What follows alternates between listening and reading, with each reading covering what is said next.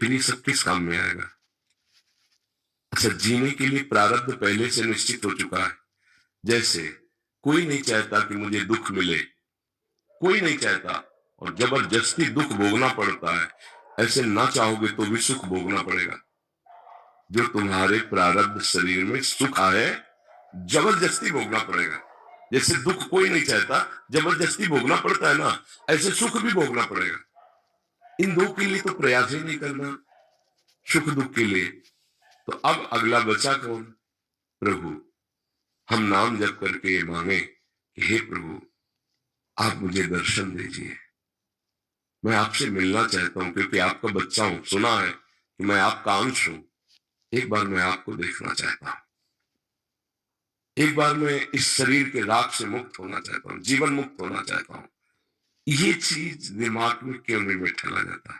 हम सोचते राधा नाम जप करके अनुकूल परिस्थिति, लेकिन कितनी देर अनुकूल परिस्थिति रहेगी? मृत्यु तो आएगी, सब पोछा लगा देगी, कुछ नहीं हमारे साथ जाएगा। फिर क्या? फिर क्या जीवन में हम वही चीजें मांगे, सब चिंतन करके, जो एक भी साथ न जाए? कितने दिन जीना है? आप कोई मांग न रखो, तो बिना मांगे जैसे दुख भोगना होता है, ऐसे सुख आ जाएगा। अन मांगे आगे आवेगो, पक्का सिद्धांत कह रहे। मांग करो यार अविनाशी की, कि मुझे भगवत प्राप्ति हो जाए, मुझे भगवान से प्रेम हो जाए, मुझे तत्व ज्ञान हो जाए, मैं भगवान के प्रेम में मतवाला हो जाऊं, तो ये बात समझ में आएगी। राधा नाम का अगर हम फल मांगते हैं, कोई पदवी, कोई रुपया, कोई पैसा, कुछ भी, तो हमको अंतिम फाइनल में देखना है कि मेरे साथ क्या जाएगा। इतना महंगा भगवान नाम, और उससे हम इतनी घटिया चीज संसार की मांग कर तृप्त होना चाहते हैं। आपके पास पर्याप्त है, सच्ची पूछो, पर्याप्त है। वायु आपको मिल रही है, आकाश है, पृथ्वी है, जल है, शरीर इन्हीं पंचभूतों से बना, इसे जो चाहिए वो मिल रहा है। कपड़ा भी आप पहने, भोजन भी मिल रहा है, परिवार भी होगा। अब कुछ वासनाएं हैं जिनकी पूर्ति के लिए आप राधा नाम का प्रयोग करके उन वासनाओं की पूर्ति चाहते हो। वही वासनाएं किसी के पास भरपूर है जो तुम चाह रहे हो, लेकिन वो भी वासना से युक्त है। इस रहस्य को क्यों नहीं समझते कि मैं जड़ से वासना को ही मिटा दूं तो कैसा आनंद रहेगा? आप आनंद समुद्र है, आपका स्वरूप। देखो गोस्वामी जी ने लिखा, चेतन अमल सहज सुख राशि। ये हमारा इस पर जो भाव आ गया, तो इसीलिए मांगे हमारी बढ़ गई, और हर मांग हमारी बेकार है। सब ये सोच रहे कि इतना कमा लो कि 7 पीढ़ी हमारी उसको भोगे, और उसी के लड़का उसको थप्पड़ मार के घर के बाहर निकाल देता है, फिर उसी के लिए वो रो रहा है। जरा समझो माया की चाल को, तो समझो। तो नाम जप करके हम ज्ञान क्यों ना मांगे, भक्ति क्यों ना मांगे, प्रेम क्यों ना मांगे, और जिसने इस संसार को बनाया उसी को क्यों ना मांग ले कि आप मिल जाओ। छोटी छोटी वस्तुएं मांगने से क्या, मैं आपको चाहता हूं, आपसे प्यार करना चाहता हूं, आप मेरे हो गए तो पूरा विश्व मेरा हो गया। मुझे लगता है हम थोड़ा मांगने में बहुत कमजोर हो गए। जैसे एक चक्रवर्ती सम्राट के पास जाए कोई गरीब आदमी और बोले आज मैं बहुत प्रसन्न हूं, मांगो, तो विचार करेगा कि 1 साल का भैंस का चारा दे देगा और 1 साल का भोजन दे दे तो बहुत अच्छा, तो मालिक दे दो इतना, बहुत घाटा हो गया ना। अगर वो उसके ऊपर छोड़ देता तो मुझे मांगना नहीं आता, आप ही बताओ आप जो देना चाहो, वो अपने हिसाब से देता, तो हम निहाल हो जाते। और हम मांगेंगे तो अपने हिसाब से, हमारी कितनी छोटी मांग है देखो ना। हम राधा नाम का फल चाहते हैं कि अमुक वासना की पूर्ति हो जाए, अमुक वासना की इतना धन हो जाए, फिर इसके बाद यहां से जाकर के खाली हाथ होना। यहाँ जो हम धन कमा रहे हैं राधा नाम, उसको हम खर्चा कर रहे हैं कि हमारी ये वासना, ये वासना, और हम जाने की सोच ही नहीं रहे। ये जाना पड़ेगा, कब जाना हमें पता नहीं। जाने पर कुछ कोई भी साथ नहीं होता।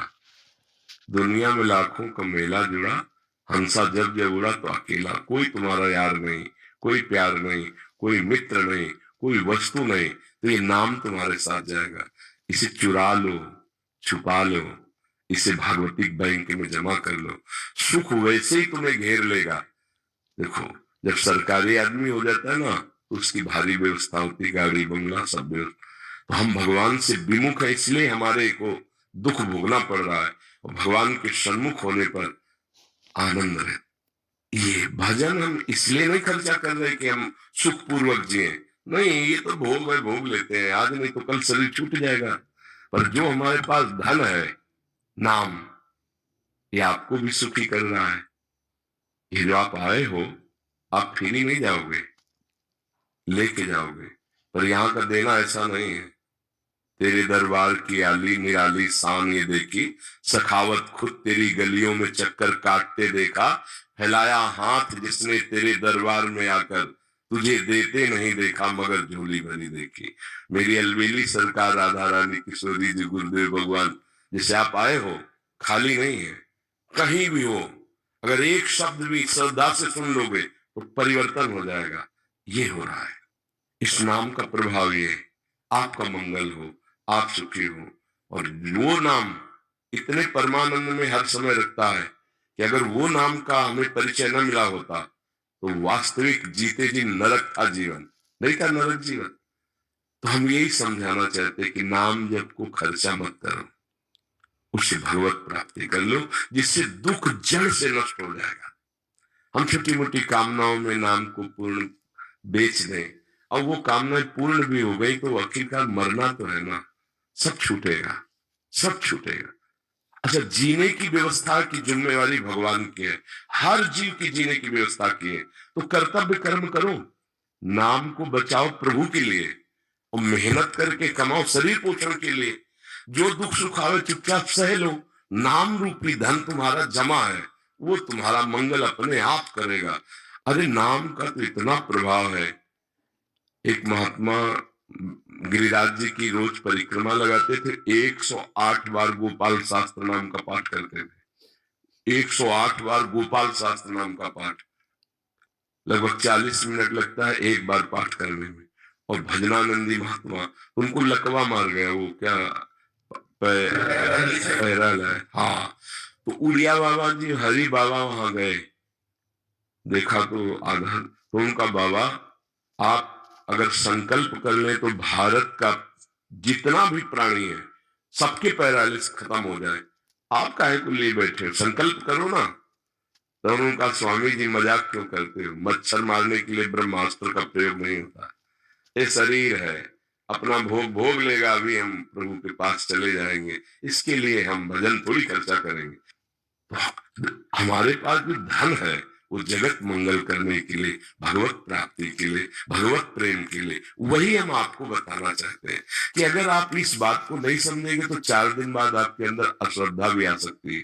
हमें लगता है इन प्राकृतिक बातों में भगवान नाम को मत जोड़ो, ये एक प्राकृतिक प्रक्रियाएं हैं, ये सुख दुख आने जाने वाले हैं। हम भगवान की प्राप्ति के लिए भगवान नाम जप कर रहे हैं, हम दुख को जड़ से मिटाने के लिए। हमारा गोदाम जमा है पापों का, संचित कर्मों का। जब आप प्रयोग नहीं करेंगे तो नाम वहां आग लगा देगा, वो भस्म हो जाएंगे। जो तुम्हें दुख देने वाले, जो अभी तक पाप हुए, वो भस्म हो जाएंगे। आगे तुम्हें भगवत प्राप्ति हो जाएगी, आनंद मिल जाए। इसे अच्छे से समझा जाए तो हमें लगता है हमारी भक्ति और परिपक्व हो जाएगी। अगर हम उसको सांसारिक तरीके में लेंगे तो 4 दिन बाद अश्रद्धा हो जाएगी। हमारी बात समझना, इतना पाप जमा होता है क्योंकि बहुत जन्म हो गए ना। जैसे भीष्म जी बालों की सैया पे, तो इस समय तो बाल ब्रह्मचारी कितने महान। अब वो कह रहे हैं कि प्रभु मैं कई जन्मों को देख रहा हूँ, मेरे पाप ऐसे नहीं। तो भगवान ने कहा और आगे देखो। तो अपने लोगों को तो मानो रजिस्टर के रजिस्टर भरे रखे हो, तो भगवान ने सबको हटा दिया। अब इस जन्म में जो भोग ले, राधा राधा राधा राधा, जीवन मुक्त हो जाए। तो वही हम समझाना चाहते हैं कि नाम जप करो, दुख सुख को सहो। नाम जप को दुख सुख से मत जोड़ो, वो तुम्हारा अलग धन है।